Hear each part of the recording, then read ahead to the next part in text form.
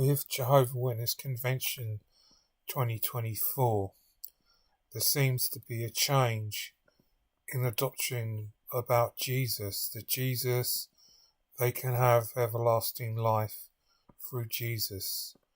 Remember the change of doctrines within certain publications where they would accept that they would bow down and worship Jesus. Then they changed the doctrine because they didn't want to give any power to Jesus. But now we're showing in their conventions of talking about Jesus as the centre. If Jesus then would be the centre, then there wouldn't be a need for a governing body. It would take the power away from the governing body, even though there is no scriptural basis for a governing body.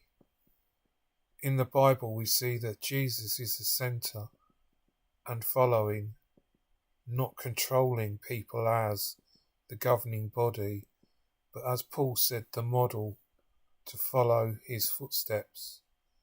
The greatest man, the greatest teacher, all of those books, it has played games about Jesus, the role of Jesus, the position of Jesus, who Jesus is, the change in the New World Translation of worshipping Jesus, salvation through Jehovah.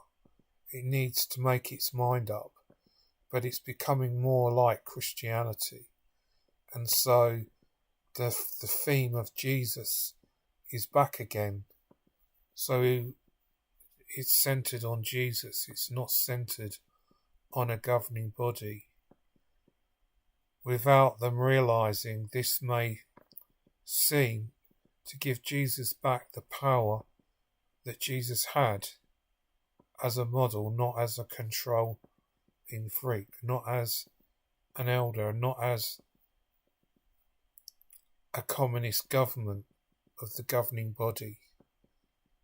Let's see whether they take more about Jesus, or whether it's just a game that it's playing for time to get people to think that Jesus is the centre of it, when we've seen the game that they played before has come to nothing, because the governing body wants the power to control people.